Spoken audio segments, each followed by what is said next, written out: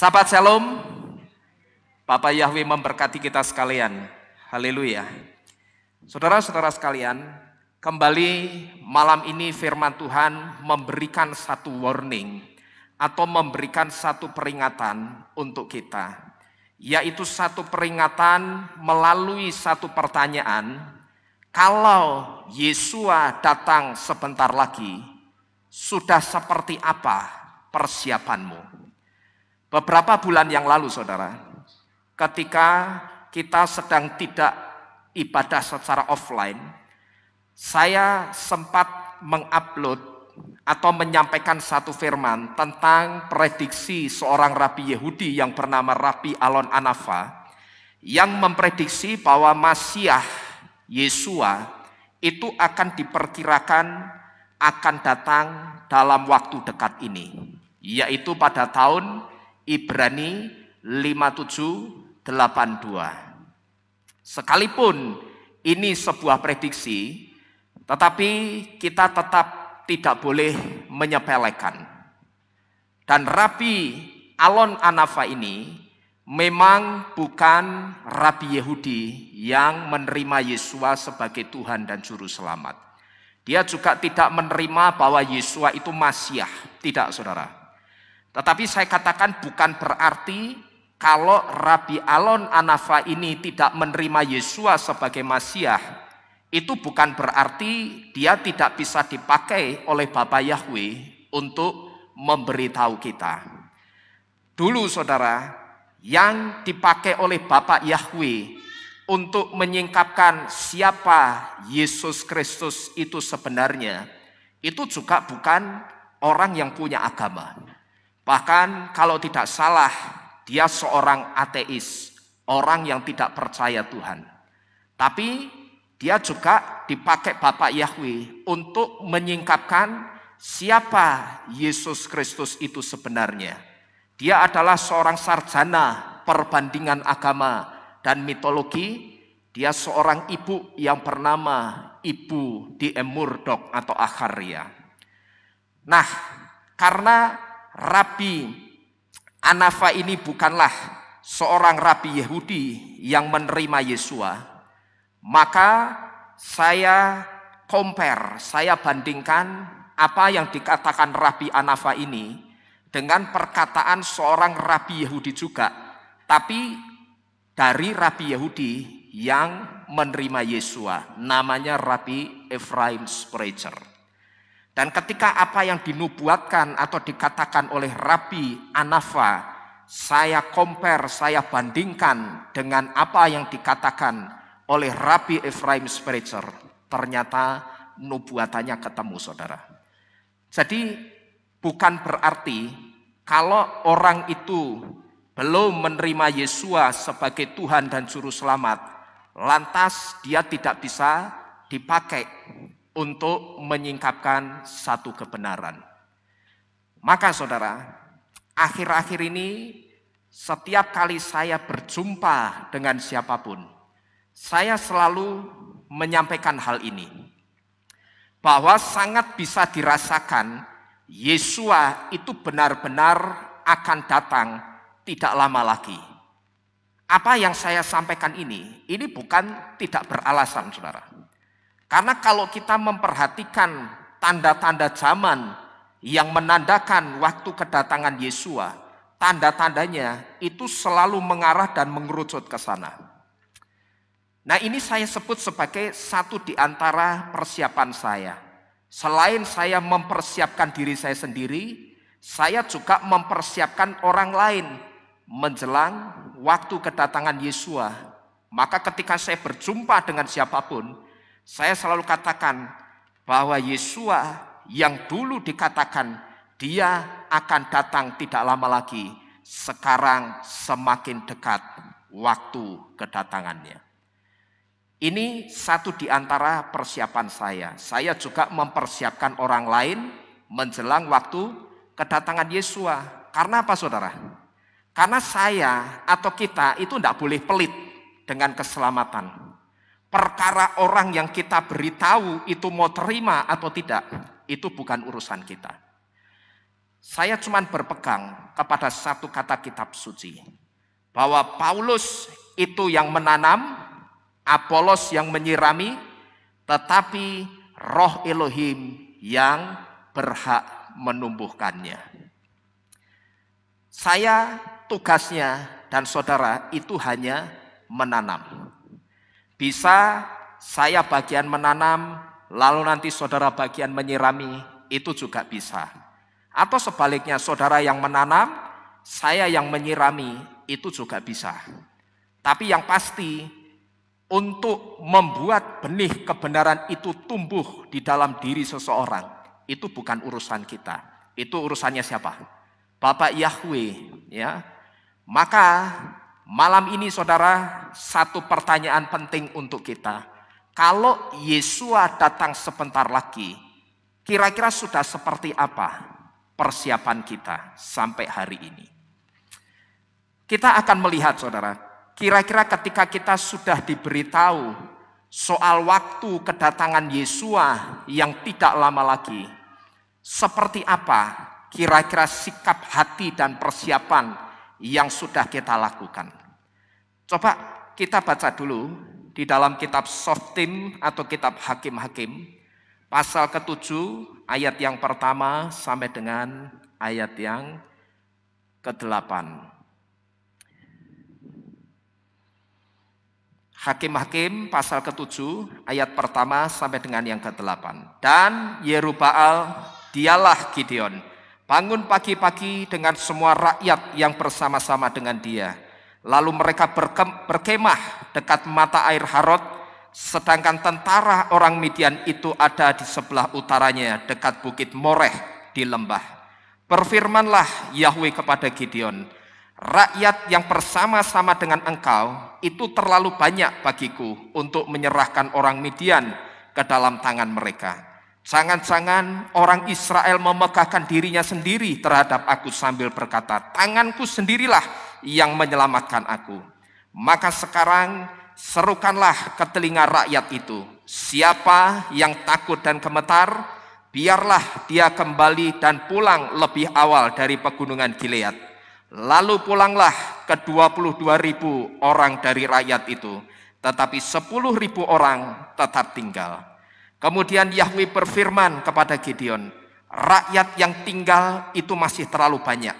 Bawalah mereka turun minum air, maka aku akan menyaring mereka bagimu di sana.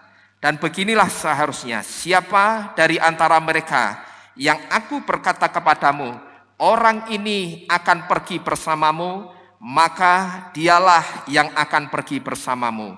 Tetapi siapa dari antara mereka yang aku berkata kepadamu, orang ini tidak akan pergi bersamamu, maka dia tidak akan pergi. Lalu Gideon membawa rakyat itu turun minum air, dan berfirmanlah Yahweh kepada Gideon, setiap orang yang menghirup dengan lidahnya seperti seekor anjing menjilat, haruslah engkau memisahkannya. Demikian juga setiap orang yang menekuk lututnya untuk minum. Dan jumlah orang yang menghirup dengan tangannya ke mulutnya ada 300 orang. Dan seluruh sisa yang lain dari rakyat itu menekuk lututnya untuk minum air. Lalu Yahweh berfirman kepada Gideon, dan ke-300 orang yang menghirup itu, dengan ke-300 orang yang menghirup itu, aku akan menyelamatkan engkau dan akan menyerahkan orang Midian ke dalam tanganmu, dan seluruh rakyat itu boleh pergi masing-masing ke tempat kediamannya. Dan orang-orang itu membawa perbekalan di dalam tangan mereka dan sangkakalanya. Dan disuruhnya semua orang Israel pergi masing-masing ke kemahnya. Namun dia menahan ke-300 orang itu, dan perkemahan orang Midian ada di bawahnya di lembah itu. Nah, saudara-saudara sekalian, di sini kita bisa menemukan ada 3 macam orang dengan cara mereka minum air, saudara. Yang pertama, mereka minum air itu dengan cara menjilat seperti anjing. Lalu mereka minum air dengan cara menekuk lutut kakinya.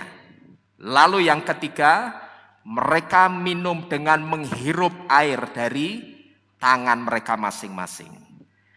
Nah, di sini saudara, tanpa mereka sadari, mereka itu sebetulnya sedang masuk dalam psikotesnya Bapak Yahweh. Dan tanpa mereka sadari juga, cara mereka minum ini sebetulnya menunjukkan watak dan kepribadian mereka. Contoh sikap mempersiapkan diri menjelang waktu kedatangan Yesua itu tidak hanya bisa kita pelajari dari kisah 5 gadis bijaksana dan 5 gadis bodoh. Tapi dari cara minum orang-orang Israel ini, kita juga bisa belajar, saudara. Kalau kita perhatikan, kitab suci memberitahu ada 3 cara minum orang Israel di medan perang.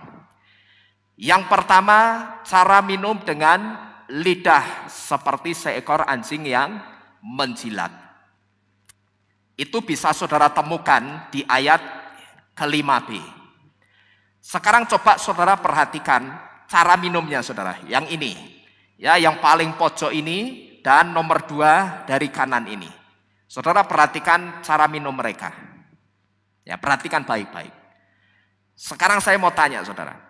Kalau cara minum mereka seperti ini, misalkan tiba-tiba orang-orang Amalek dan orang Midian itu datang menyerang mereka, kira-kira mereka bisa nangkis serangan itu dengan baik atau tidak? Bisa enggak saudara? Enggak bisa. Karena apa? Karena cara minum seperti ini bukan sikap waspada. Cara minum seperti ini gambaran dari sikap orang yang tidak mempersiapkan diri menjelang waktu kedatangan Yesua dengan baik. Dan ini adalah contoh dari orang yang masa bodoh atau tidak peduli dengan tanda-tanda kedatangan Yesua. Orang-orang yang minum dengan minum cara seperti anjing ini, mereka saya katakan bukan tidak tahu kalau waktu itu bukan suasana yang santai. Mereka bukannya tidak tahu saudara, saat itu suasananya seperti apa, mereka bukan tidak tahu. Mereka tahu bahwa saat itu suasananya itu bukan suasana santai, tapi satu suasana yang mencekam. Karena bisa saja sewaktu-waktu mereka itu diserang oleh orang-orang Amalek dan orang Midian. Sekalipun saya katakan waktu itu posisinya orang-orang Amalek dan orang Midian ada di bawah mereka. Orang-orang Israel ada di atas, tapi orang-orang Amalek dan orang Midian di mana? Dikatakan di lembah, ada di bawahnya.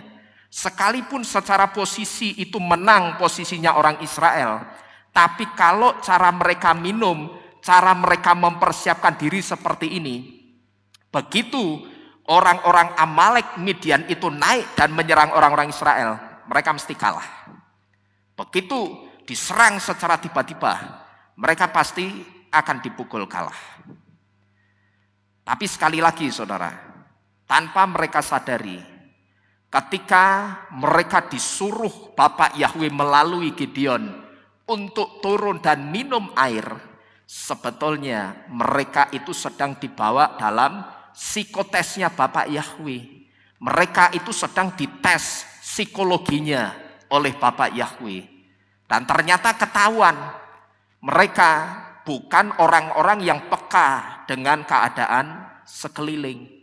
Mereka bukan orang-orang yang peka dengan keadaan genting pada waktu itu. Dan ini simbol dari orang-orang yang tidak peduli dengan tanda-tanda zaman yang menandakan waktu kedatangan Yesua. Jadi kita harus tahu bahwa ketika Gideon bawa mereka turun untuk minum air, itu sebetulnya orang-orang Israel yang minum air itu tidak diarahkan.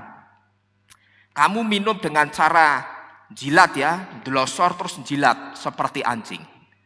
Lalu kamu nanti minumnya dengan cara menekuk lutut. Terus bagianmu nanti pada saat minum dengan cara ambil air itu di tanganmu lalu minum. Mereka tidak dikasih tahu saudara. Tapi mereka dibawa dalam satu seleksi alam yang saya sebut dengan psikotesnya Bapak Yahweh. Tapi mereka tidak tahu kalau mereka ini sedang dites psikologinya sama Bapak Yahweh. Dan ternyata ketahuan mereka, banyak di antara mereka itu bukan orang-orang yang peka dengan keadaan sekeliling mereka. Mereka bukan orang-orang yang ternyata peka dengan satu keadaan yang genting. Dan ini jelas adalah simbol dari orang-orang yang tidak peduli dan tidak peka dengan tanda-tanda zaman yang menandakan waktu kedatangan Yesua. Nah di sini saudara, orang-orang yang masa bodoh atau orang-orang yang tidak peduli dengan waktu kedatangan Yesua ini adalah orang-orang yang sibuk dengan urusannya sendiri. Mereka juga adalah orang-orang yang sibuk memenuhi kebutuhannya. Mereka juga sibuk mengejar hal-hal yang duniawi. Kalau kita renungkan, bukankah orang minum air itu karena dia ingin memenuhi kebutuhan dahaganya? Betul saudara? Orang minum itu karena apa? Karena dahaga, karena dia haus. Saya katakan tidak ada yang salah ketika orang ingin memenuhi kebutuhan dagangnya, itu tidak ada yang salah. Orang minum itu juga tidak salah. Orang mengusahakan kebutuhan hidupnya itu juga tidak salah.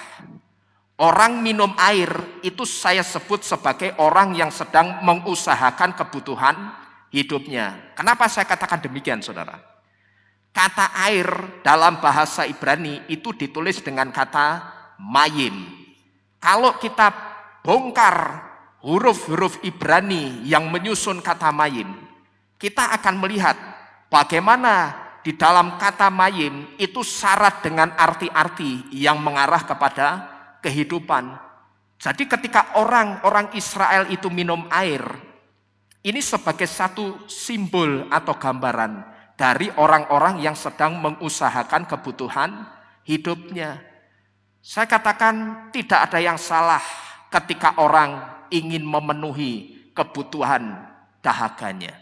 Orang minum itu juga tidak salah. Orang mengusahakan kebutuhannya itu juga tidak salah. Yang salah itu kalau mengusahakan kebutuhan tapi tidak peduli dengan situasi zaman ini. Entah itu tidak pedulinya karena orang itu lebih mementingkan kehidupan sekulernya, atau karena mungkin ketika ada di gereja, ketika ada di kehilat, dia tipe orang yang hanya senang mendengar firman-firman yang bicara soal berkat-berkat dan mujizat. Jadi ini menjadi satu gambaran yang jelas bahwa orang-orang yang ketika itu dibawa Gideon minum air dan mereka minum air dengan cara menjilat seperti anjing. Ini adalah sikap gambaran dari orang-orang yang tidak mempersiapkan dirinya menjelang waktu kedatangan Yesua dengan baik. Nantinya saudara, orang seperti ini, dia akan dengan mudah terkejut-kejut ketika tiba-tiba di dunia ini ada satu kejadian luar biasa.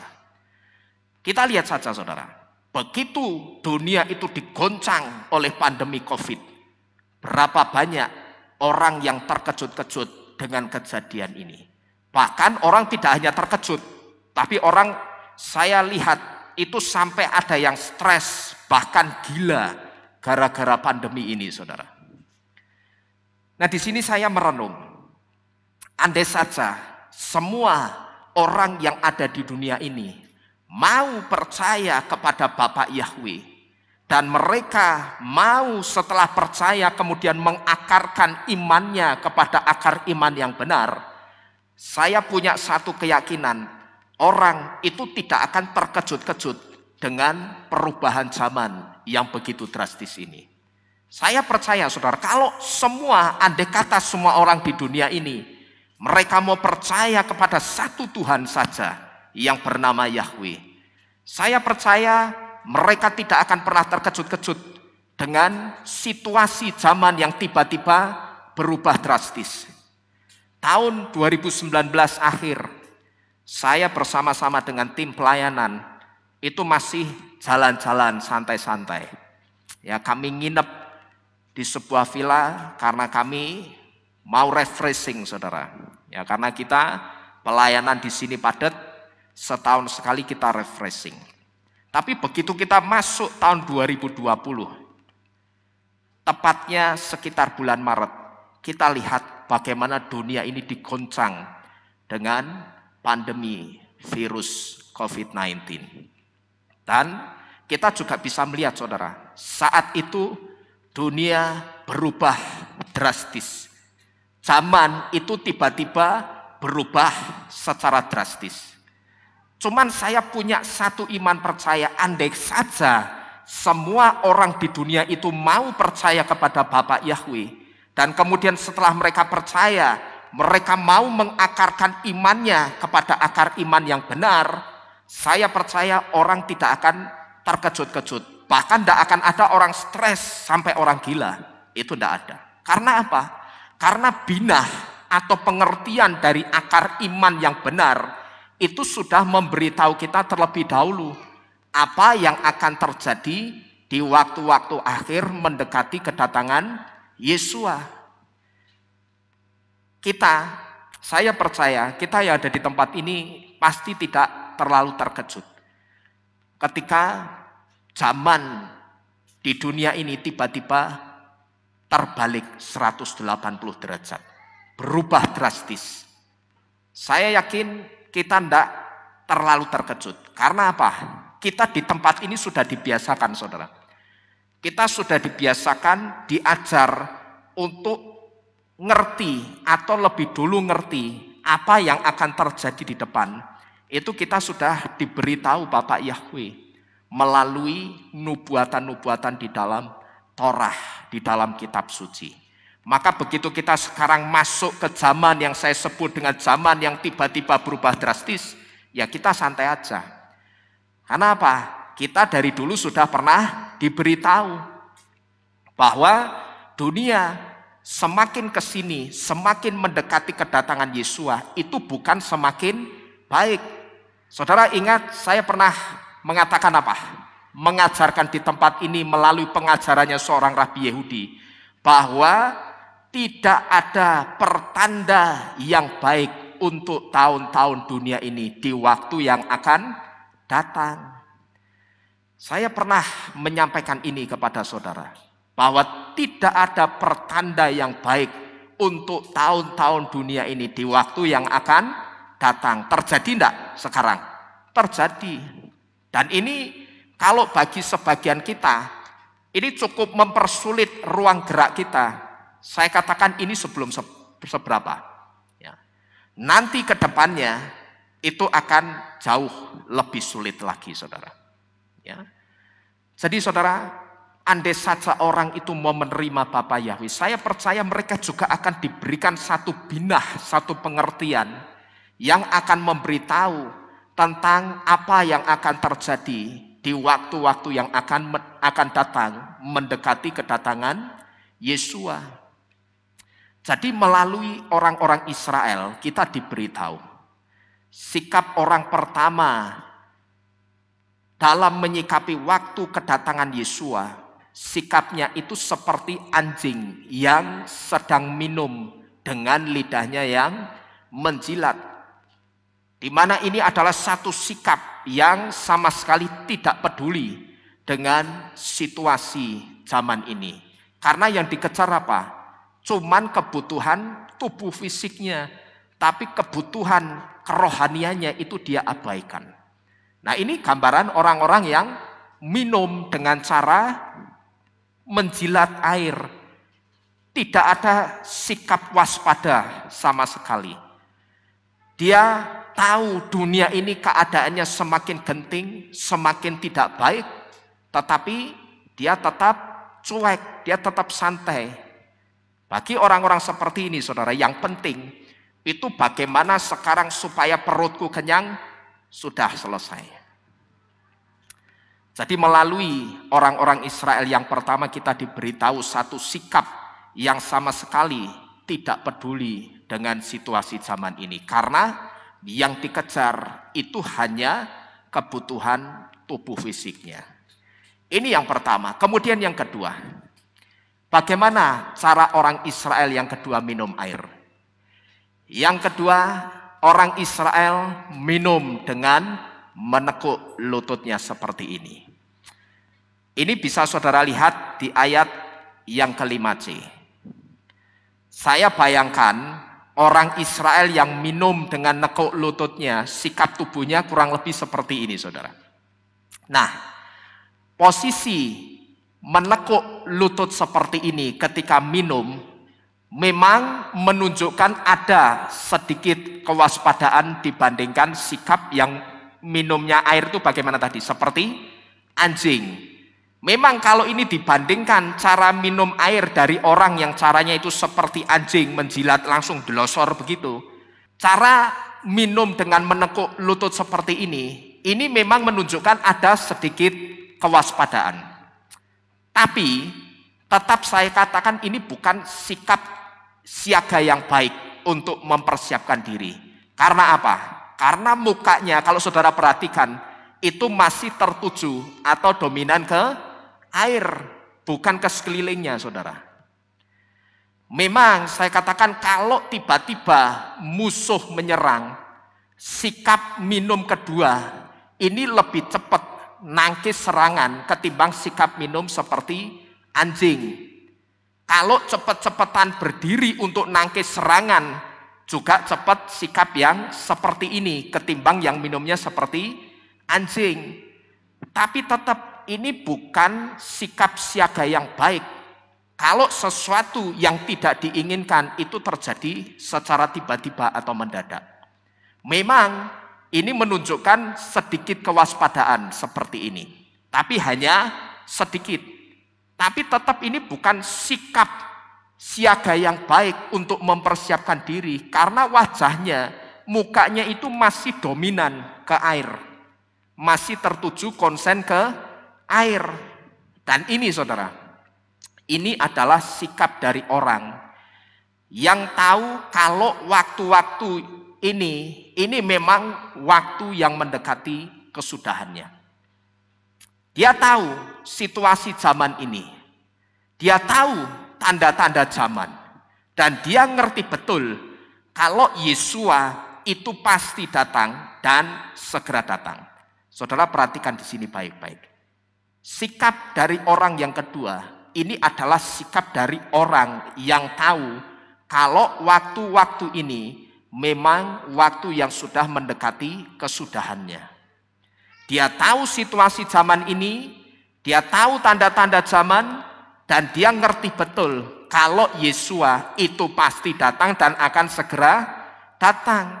Tapi sayang, dia hanya sebatas tahu, tapi dia tidak mengambil sikap mempersiapkan diri.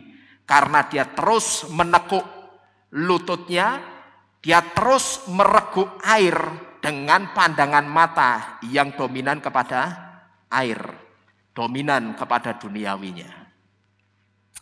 Tipe orang seperti ini, saudara, ketika dia sedang ada di gereja, atau ketika dia sedang ada dalam satu ibadah, dia akan concern, dia akan peduli dengan keadaan zaman ini. Tapi begitu dia sedang tidak ada di gereja, dia sedang tidak ada di kehilat, dia tidak akan peduli sekalipun alam semesta ini menunjukkan tanda-tanda bahwa Yesua akan segera datang. Kalau di gereja, dia concern, dia perhatikan baik-baik. Bahkan dia mungkin manggut-manggut, wah ngeri ya.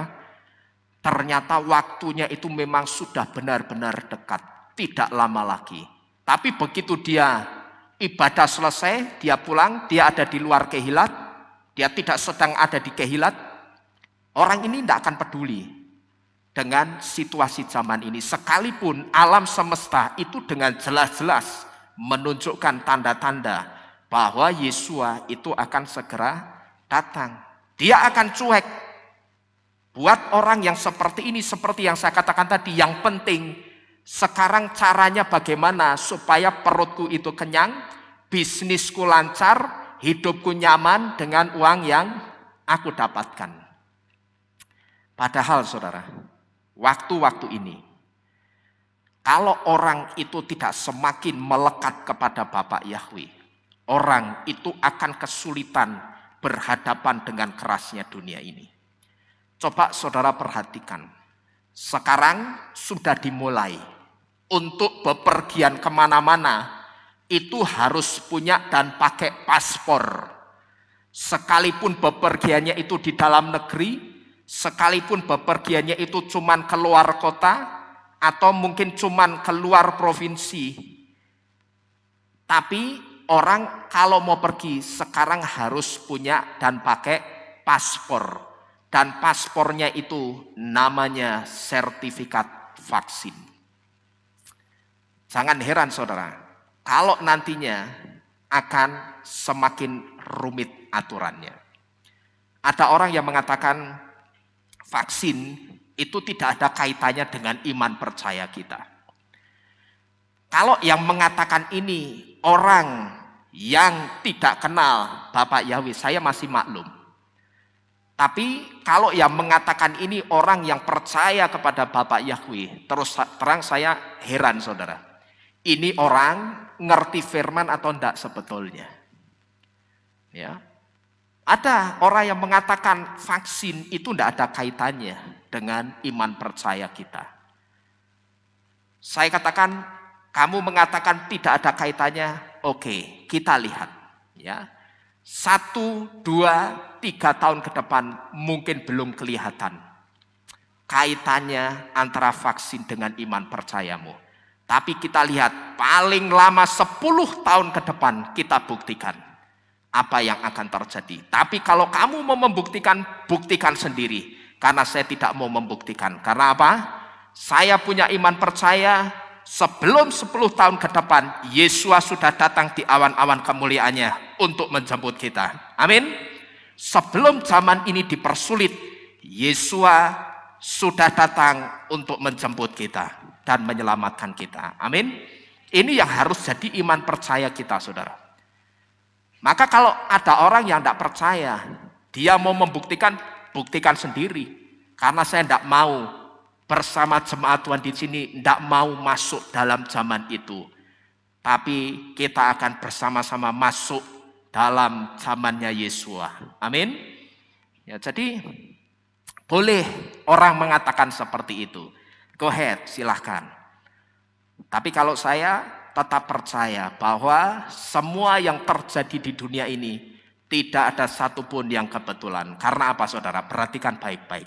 Setiap yang terjadi di dunia ini itu ada roh yang menggerakkan. Ketika yang terjadi itu sesuatu yang baik, maka Ruach HaKodeslah yang ada di baliknya. Tetapi ketika segala sesuatu yang terjadi itu tidak baik, maka yang menggerakkan tidak lain adalah kuasa atau rohnya setan, rohnya anti Hamasyah. Jangan heran juga kalau nanti ke depannya itu akan lebih sulit dari hari-hari ini. Kitab suci itu sudah terlebih dahulu memberitahu di dalam kitab Gileadna pasal ke-13, 16 sampai 17. Dan orang-orang yang persiapan dirinya menjelang kedatangan Yesus seperti orang-orang Israel yang minum dengan lutut ditekuk. Sejenak saya katakan dia mungkin bisa menangkis sulitnya aturan-aturan atau regulasi yang dibuat sekarang ini. Mungkin sebentar atau sejenak dia bisa mensiasati, dia bisa nangkis semua aturan-aturan atau regulasi yang dibuat saat ini, saudara. Tapi saudara boleh buktikan, itu tidak akan lama. Cepat atau lambat. Orang yang cara persiapannya menjelang waktu kedatangan Yesus itu seperti orang Israel yang kedua minum dengan cara nekuk lutut. Cepat atau lambat dia akan tunduk juga dengan aturan atau dengan regulasi yang sudah ditetapkan. Karena apa saudara? Perhatikan baik-baik. Bukankah lutut yang ditekuk itu artinya tunduk? Betul saudara? Lutut yang ditekuk itu artinya juga tunduk atau penundukan. Cuman bukan penundukan diri kepada Tuhan, tapi tunduk kepada aturan yang tidak sesuai dengan iman percaya kita. Nah, orang kalau dia cara mempersiapkan dirinya menjelang waktu kedatangan Yesua, itu cara persiapannya seperti ini. Model orang yang kedua ini, yang ketika dia dibawa minum, dia minum dengan cara lutut ditekuk dan pandangan matanya itu dominan selalu kepada air. Saudara boleh buktikan, sejenak mungkin dia bisa menangkis aturan-aturan. Dia bisa mungkin selamat dari regulasi-regulasi yang sudah ditetapkan sekarang ini. Tetapi saya percaya itu tidak akan lama. Cepat atau lambat dia pasti juga akan tunduk juga dengan aturan atau dengan regulasi yang sudah ada. Karena ini tidak kebetulan. Lutut yang ditekuk itu artinya tunduk. Cuman penundukannya di sini bukan penundukan yang benar kepada Tuhan, tapi tunduk kepada aturan yang tidak sesuai dengan iman percaya kita. Nah, jadi melalui tipe orang Israel kedua yang minum dengan menekuk lututnya, kita diberitahu bahwa sikap seperti ini bukan sikap yang baik untuk waktu-waktu ini. Waktu yang saya katakan semakin singkat, semakin segala sesuatunya dipersulit menjelang waktu kedatangan Yesua. Ini tipe orang yang kedua, ketika mereka dibawa Gideon untuk minum air. Yaitu mereka minum dengan apa nih? Menekuk lututnya. Kemudian orang yang ketiga saudara. Orang Israel yang ketiga, ketika minum air, mereka minum dengan mereguk air dari tangannya. Seperti ini saudara. Dari pertama sampai ketiga, saya mau tanya dulu saudara, bisa membedakan bedanya satu persatu enggak? Orang yang minum dengan delosor lalu jilat seperti anjing, nekuk lutut, sama yang terakhir dengan mereguk dari tangannya, saudara ngerti bedanya enggak? Ngerti ya? Dari gambar-gambar ini ngerti ya? Ini yang minum seperti anjing. Cuman yang menekuk lutut di sini enggak digambar ya. Saya bahasakan seperti ini saudara, ini supaya saudara tidak bingung. Karena kalau kita membaca di ayat yang ke-6, di situ dikatakan, dan jumlah orang yang menghirup dengan tangannya ke mulutnya, ini agak membingungkan. Karena orang ngertinya menghirup itu pakai apa? Hidung, tapi ini kok pakai mulut. Maka saya bahasakan seperti ini, orang Israel yang ketiga itu minum dengan mereguk air dari tangannya. Jadi dia ambil air dulu, ditaruh di tangannya lalu dia minum.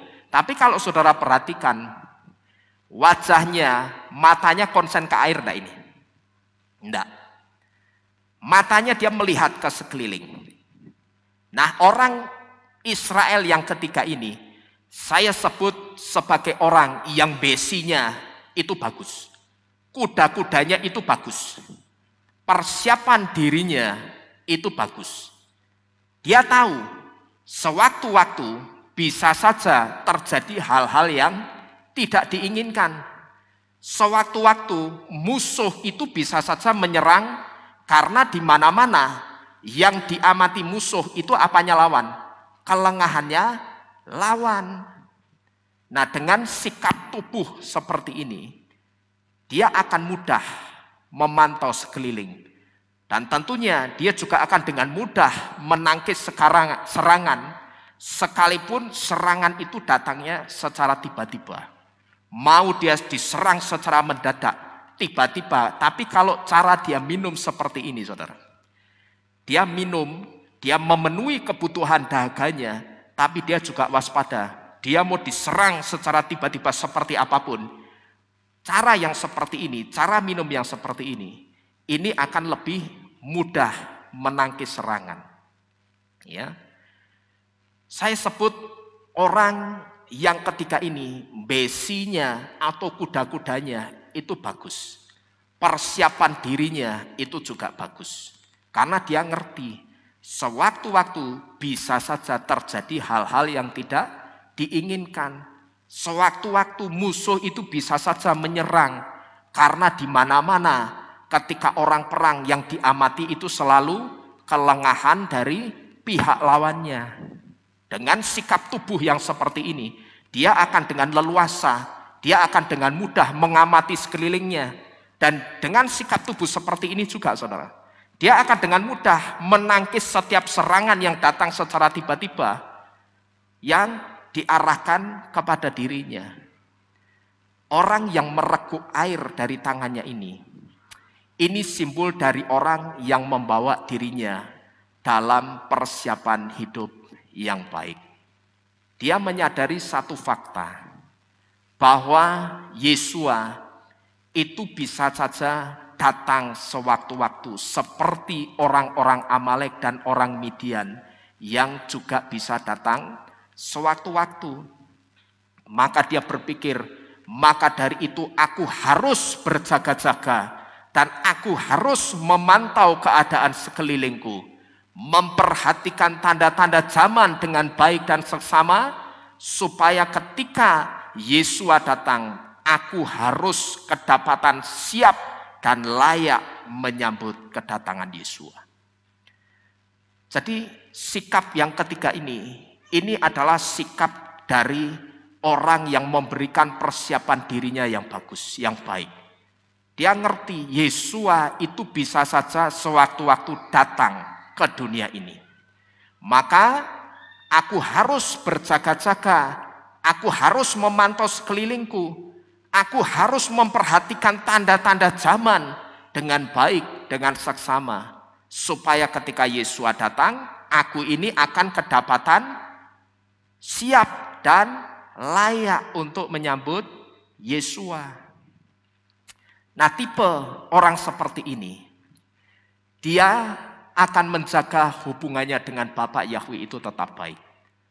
Semua yang tidak beres dengan Tuhan, itu akan dia bereskan, apapun itu.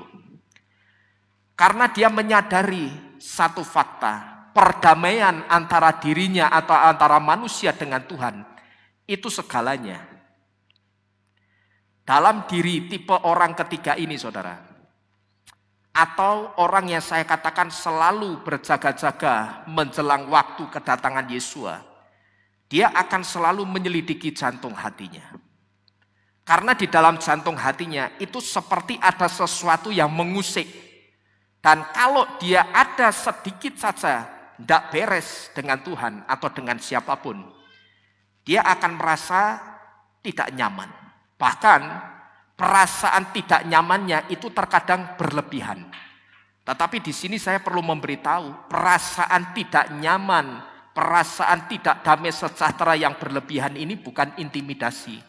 Tapi karena memang tipe orang yang ketiga ini, kalau dia bermasalah sedikit saja dengan siapapun, baik ketika dia bermasalah dengan manusia atau dengan Tuhan, dia akan merasa tidak nyaman, dia tidak tenang. Maka karena dia merasa aku sedang bermasalah dengan Tuhan, dia akan cepat-cepat bereskan hubungannya dengan Tuhan, saudara. Tapi sikap ini, saudara, ini saya katakan memang akan berbanding terbalik dengan sikap orang yang mengidap satu sindrom yang saya sebut sindrom RGNT. Sindrom RGNT itu apa? Sindrom RGNT itu sindrom muka tembok, kepala batu. Orang Jawa nyebut rai gedek ndasteng, maka singkatannya RGNT. Ya. Orang yang selalu merasa dirinya itu tidak nyaman, tidak tenang ketika bermasalah dengan Tuhan. Kadang perasaannya itu berlebihan. Tapi saya sebut perasaan tidak nyaman yang berlebihan ini bukan sebuah intimidasi. Tapi memang Dia tipe orang yang tidak bisa kalau bermasalah sedikit saja dengan siapapun. Maka ketika dia bermasalah sedikit saja dengan siapapun, dia akan segera bereskan masalahnya itu. Kalau dia bermasalah dengan Tuhan, dia akan segera datang kepada Tuhan dalam doa. Dia bereskan, dia akui dosa-dosanya, dia bereskan hubungannya dengan Tuhan. Kalau dia bermasalah dengan orang, dia akan datangi orang itu dan dia akan bereskan masalahnya. Dia ingin, tipe orang yang ketiga ini ingin selalu hidupnya itu tenang, damai sejahtera dan tidak punya masalah dengan siapapun. Tetapi saya katakan sikap orang yang ketiga ini memang akan berbanding terbalik dengan orang yang mengidap sindrom RGNT, sindrom muka tembok, kepala batu, atau orang Jawa nyebut apa tadi? Rai gedek, dasteng. Nah, orang yang mengidap sindrom ini dia akan cuek. Sekalipun dia sedang bermasalah dengan Tuhan. Nah, saudara perhatikan baik-baik di sini. Kalau dengan Tuhan saja dia bermasalah, dia bisa cuek. Apalagi kalau masalahnya cuma sama antar manusia, sesama manusia. Dia akan lebih cuek. Jadi saudara jangan heran kalau ada orang bikin masalah dengan kita, lalu orang itu tidak pernah mau datang membereskan masalahnya, yaitu mungkin karena dia mengidap sindrom ini, saudara. Jadi, kalau ada di antara kita yang merasa ada sesuatu yang tidak beres dengan Tuhan, cepat-cepatlah perbaiki. Mumpung sekarang itu masih ada waktu yang cukup sebelum Yesua datang. Saudara-saudara sekalian, orang yang persiapannya menyambut kedatangan Yesua seperti orang Israel yang ketiga. Seperti orang Israel yang ketika dibawa turun Gideon minum air. Mereka minum dengan cara mereguk air dari tangannya. Tipe orang ini, dia akan mengambil sikap segera memperbaiki hubungannya dengan Tuhan. Karena dia menyadari satu fakta. Orang itu baru bisa menerima anugerah keselamatan. Itu kalau orang selalu beres dengan Tuhan. Kalau orang berdamai dengan Tuhan, orang beres dengan Tuhan, orang itu baru bisa menerima anugerah keselamatan. Dia ngerti. Maka tipe orang yang ketiga ini dia selalu membawa hidupnya dalam persiapan-persiapan yang baik. Dilihat dari cara dia minum air saja, kita sudah tahu, saudara. Dibandingkan dua tipe orang yang di depan sebelumnya, kita tahu bahwa cara minum yang seperti ini cara minum yang lebih baik. Dia memang punya satu kebutuhan hidup. Tapi dia tidak pernah melupakan dan dia tidak pernah abai dengan situasi zaman ini.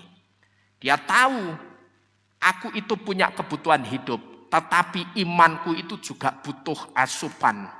Imanku itu juga butuh diisi. Dan waktu-waktu ini waktu yang mendekati kedatangan Tuhanku Yesua. Aku tidak bisa terus-terusan mikir kebutuhan duniawiku, itu tidak bisa. Ini tipe orang yang ketiga, saudara. Orang yang saya katakan persiapannya menyambut kedatangan Yesua, itu persiapan yang sangat baik.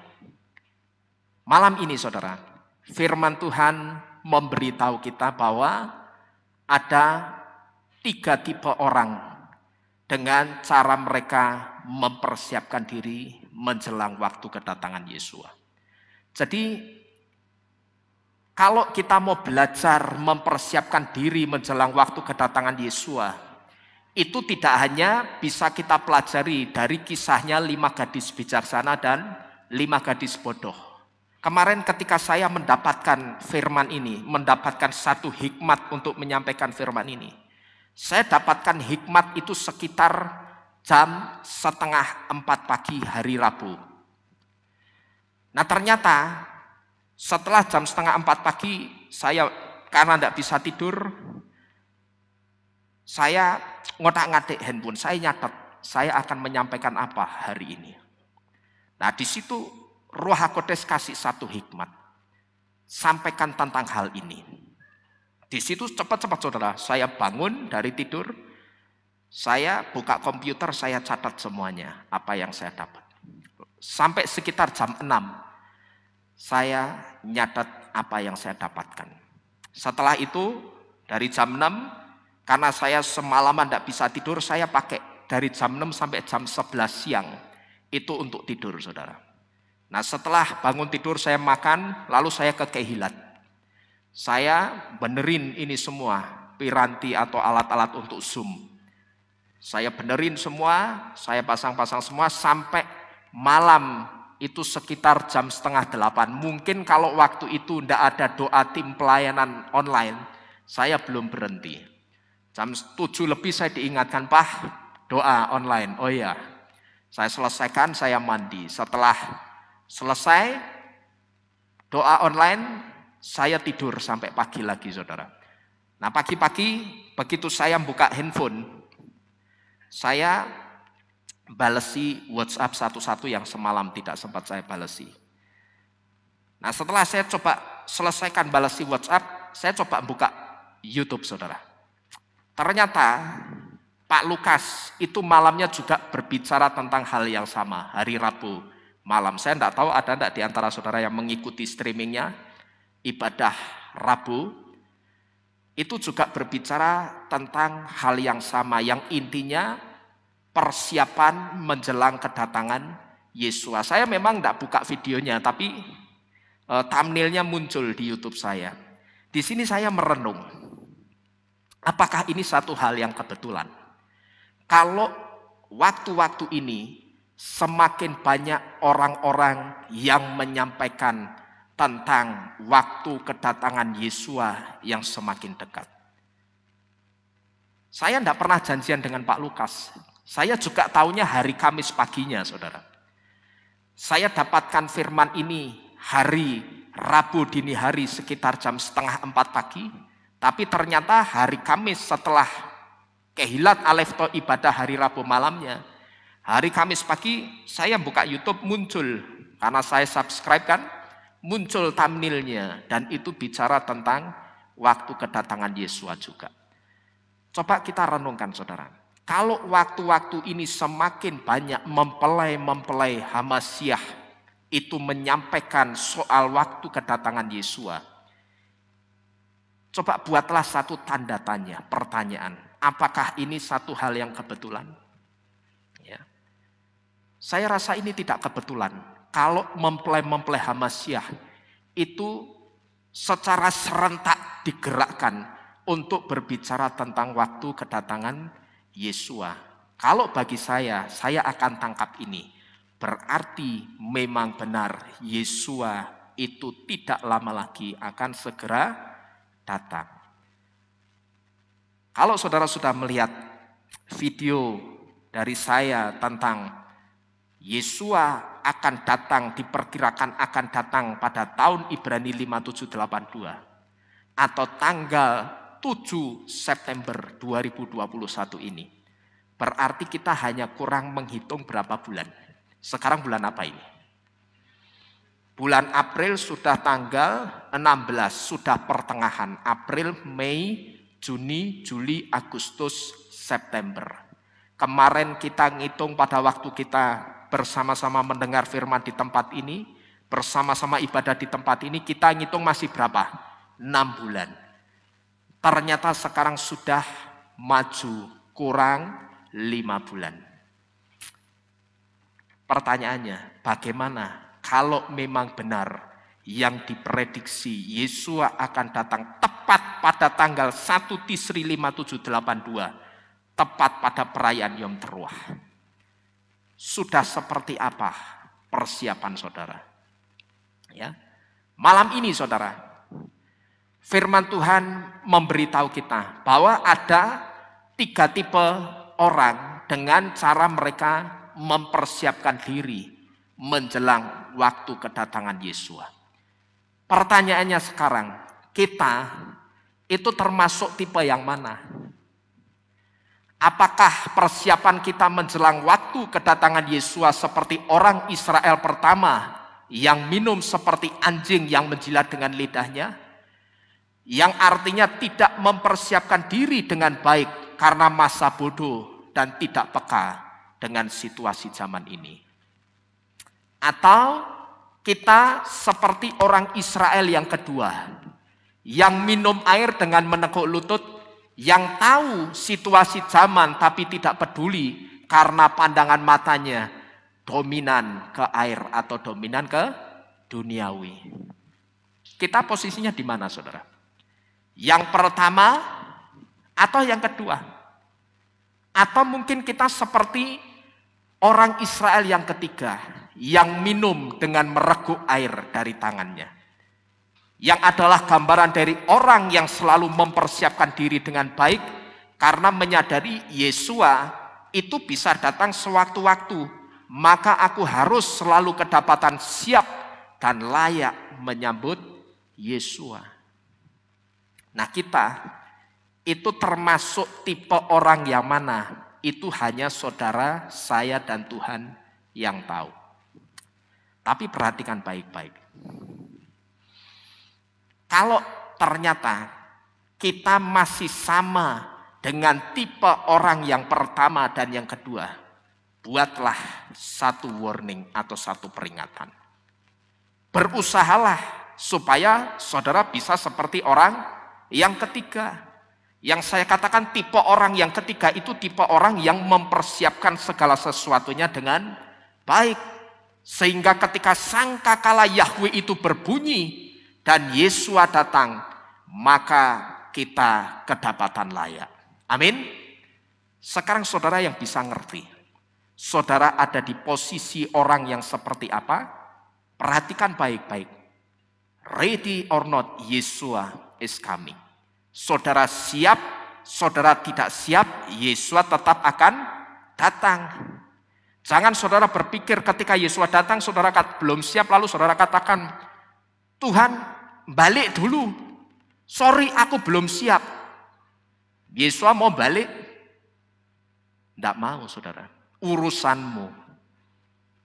Karena sepanjang umurmu itulah aku memberi kesempatan untuk engkau memperbaiki diri. Sepanjang umurmu itulah, itu sama dengan aku memberikan waktu untuk engkau memperbaiki diri.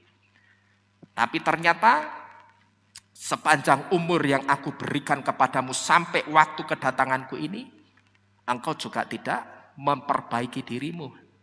Sekarang sudah ditetapkan waktunya untuk aku datang kembali ke dunia ini, menjemput orang-orang yang aku kasihi. Nah, kita itu buatlah satu pertanyaan. Kita termasuk tipe orang yang mana? Yang pertama, yang minum air seperti anjing yang menjilat dengan lidahnya, yang adalah simbol atau gambaran dari orang yang tidak pernah mempersiapkan diri dengan baik karena kita masa bodoh dan tidak peka dengan situasi zaman. Atau kita tipe orang kedua yang minum air dengan menekuk lutut. Kita tahu situasi zaman, cuman kita tidak peduli karena pandangan mata kita itu arahnya selalu kepada duniawi. Kita ngerti, pada saat kita ada di kehilat kita diberitahu, saudara-saudara sekalian, waktunya sudah semakin singkat, Yesus cepat atau lambat akan segera datang. Kita ngerti, kita mendengarkan dengan baik. Bahkan pada saat kita mendengarkan, mungkin muncul deg-degan, ya, muncul ada rasa ketakutan. Kira-kira kalau Yesus datang, aku keangkat atau enggak ya? Kita memberikan perhatian yang baik. Cuman ternyata begitu kita keluar dari kehilat, pandangan mata kita masih dominan kemana ini? Ke duniawi, ke air. Saya katakan enggak salah. Orang itu minum air enggak salah. Orang mengusahakan kebutuhan hidupnya itu enggak salah. Yang salah itu kalau mengusahakan kebutuhan hidup tapi tidak peka dengan situasi zaman ini. Ya. Saudara lihat saja, tidak usah jauh-jauh. Saudara lihat diri saudara sendiri. Ada yang beda enggak antara saudara yang sekarang ada di tempat ini tahun 2021 dengan tahun 2019? Bedanya apa? Halo? Bedanya saudara ke Keilat tahun 2019 pakai masker tak? Gampang toh ndelok ya? Gampang. Nggak usah jauh-jauh. Lihatlah perubahan zaman ini yang begitu drastis. Saudara dibuat tidak terkejut-kejut saja itu sudah bersyukur. Karena apa? Di tempat ini saudara sudah dibiasakan melihat jauh ke depan. Saya sering memberitahu di tempat ini sejak tahun 2017 bahwa tidak akan ada pertanda yang baik untuk tahun-tahun dunia ini di waktu yang akan datang. Saya percaya saudara yang ada di tempat ini tidak seperti orang-orang yang ada di luaran sana yang sangat terkejut-kejut dengan keadaan zaman ini. Bahkan sampai ada yang stres, bahkan sampai ada yang gila gara-gara pandemi. Padahal dia tidak kena COVID. Saya yang kena COVID aja tidak gila. Nah ya toh? Dia tidak kena COVID. Tapi stres, gila. Lah saya mending saya toh. Ya toh? Saya kena sembuh, saya bisa bersaksi. Ya. Saya bisa bersaksi ini loh. Tuhannya orang yang kamu katakan sesat agamanya sanggup menyembuhkan, dan sekarang dia bersaksi menyaksikan kebesaran Tuhannya. Ya. Perhatikan waktu-waktu atau tanda-tanda zaman ini. Perhatikan ini baik-baik. Ya, saudara jangan main-main loh. Ya, kalau malam ini dan kemarin barangkali saudara sebelum datang ke Keilat hari Rabu saudara mengikuti ibadah online di Keilat Aleph Tau yang mungkin saya belum nonton, yang mungkin juga berbicara tentang waktu kedatangan Yesus. Perhatikan ini saudara. Kalau waktu-waktu ini mempelai-mempelai Hamasyah itu digerakkan serentak untuk berbicara tentang waktu kedatangan Yesus, buatlah satu pertanyaan, ada apa ini? Gitu loh. Ya. Ada apa ini? Kenapa bisa bareng-barengan? Saya tidak janjian, tidak pernah janjian dengan Pak Lukas. Ya. Saya mendapatkan hikmat ini hari Rabu dini harinya, ternyata malamnya Pak Lukas juga bicara hal yang sama. Gitu loh. Saya rasa ini tidak kebetulan. Kita kembali, kita ada di posisi yang mana? Yang pertama ini atau yang kedua ini? Atau barangkali kita sudah seperti orang Israel yang ketiga. Ketika kita dibawa masuk dalam psikotesnya Bapak Yahweh, kita kedapatan baik dan benar sikap kita ketika kita mempersiapkan diri menjelang waktu kedatangan Yesus. Kita minum dengan cara mereguk air dari tangan kita. Dan ini adalah orang yang selalu mempersiapkan dirinya dengan baik. Karena dia menyadari Yesus itu bisa datang sewaktu-waktu. Dan kalau Yesus datang sewaktu-waktu, aku harus kedapatan layak dan siap menyambut Yesus. Jadi hanya saudara, saya dan Bapak Yahweh yang tahu. Kita tidak usah tengok kanan kiri melihat orang lain, lihat diri kita. Kita tipe orang yang mana? Yang pertama, kedua, atau ketiga. Tapi kalau ternyata setelah kita menyelidiki jantung hati kita, kita masih sama dengan tipe orang yang pertama dan yang kedua, buatlah satu warning atau satu peringatan keras. Dan berusahalah supaya bisa seperti orang yang ketiga, yang mempersiapkan segala sesuatunya itu dengan baik.